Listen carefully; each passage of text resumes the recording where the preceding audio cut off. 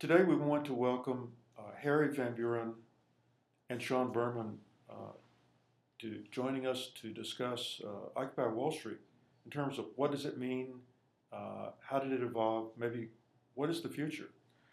And first I'd like to ask Harry, what about the overview of Occupy Wall Street from a stakeholder perspective? Is this a special interest group that may be around for years? Well, it's interesting that you frame the question in terms of the people who are part of the Occupy Wall Street movement being a special interest group. I'm not exactly sure it's as coherent as that.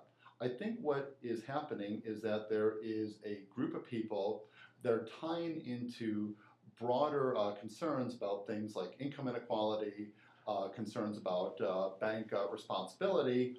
They're not exactly sure why they're mad. They don't really have a detailed systematic analysis of what's going on, but they're looking at their own lives. They're looking at the fact that median household income has been largely flat for the last 30 years. They're looking at Wall Street banker bonuses. They're looking at the residue that has occurred since 2008 in terms of the financial crisis. And so they're expressing that sort of anger. Now, to the extent that they are representing the quote-unquote 99%, one issue is, are they representing the interests of the quote-unquote 99%? I think that's a little bit less certain. So in that sense, you may be able to think about them as a kind of a special interest group. But rather, I think they're the thin end of the wedge in terms of expressing in a very public sort of way people's broad concerns about business and capitalism, and then expressing that in ways that aren't always terribly coherent. Behind that, I think, are a number of people who I think are supportive of the broad concerns of the Occupy Wall Street movement, but don't really even have a language to describe that. Shawn, if it's not a special interest group, exactly, then what is it?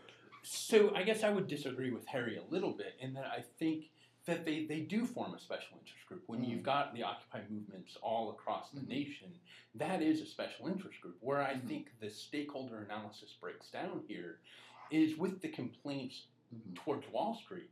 Does Goldman Sachs see the Occupy movement as a stakeholder? They might be a special interest group, Right. but I don't think they're a stakeholder of Goldman Sachs. And so my question really is, one of the questions I've had all along in this is how much self-reflection is actually going on Wall Street? So do they hear the concerns? These people aren't buying mortgages. They're not buying CDOs. So are they really stakeholders of Wall Street? If they're stakeholders, it's what Rob Phillips would call a derivative stakeholder. Any stakeholder status they have is through the media or some other stakeholder group. And I'm not convinced they're actually gaining traction with the stakeholders that could actually affect what's going on Wall Street. So a special interest group, yes. A stakeholder of Wall Street, which is theoretically the institution they're trying to change, I'm not so sure. And that's why I have questions about how much impact this movement can actually make at the end of the day. Now I have a question for both Harry and Shawn, and it's a tough one. What is the future of this movement? We know it's got a lot of publicity, but we notice that most events like this eventually decline. So what do you see as we discuss this in our classes, for example? What is the future of Occupy Wall Street? I think that's a really interesting question, and I think it could go in a number of different directions. One of the ways that this could go is that it simply fizzles out. And it fizzles out because there's not an institutional structure that makes it possible for the movement to sustain itself, but to more importantly, I think, develop some intellectual heft and coherence. You have a lot of people who are angry, as I indicated before, but anger doesn't by itself create a coherent social movement. If you think back to the progressive movement of the 19th and 20th centuries, you combine public anger and populism directed at business with some intellectual infrastructure that led to a lasting political movement. So there is some possibility that the Occupy Wall Street movement could simply fizzle out.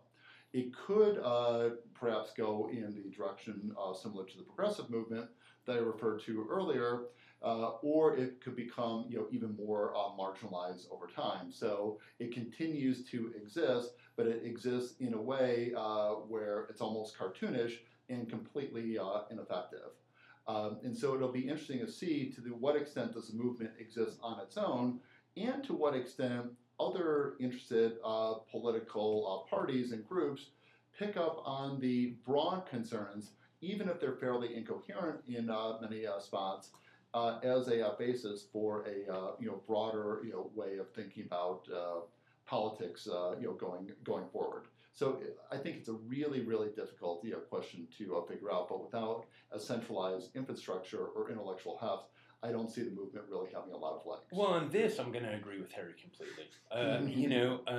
I'm afraid that it's just going to fizzle out. That's my fear. I think there are some legitimate concerns in the Occupy Wall Street movement, but I'm not sure, without the intellectual heft that Harry talked about, whether those concerns are going to get taken up. A lot of people have been drawing parallels between the Tea Party and Occupy Wall Street. And I think one of the key differences I see is that there's no political agenda that's really being put forth that might actually influence some of the regulatory bodies that I think Occupy Wall Street is actually speaking to. If we're going to have some more regulation of the financial system, government's going to have to carry it out, and that means political leaders are going to have to get involved in leading that reform.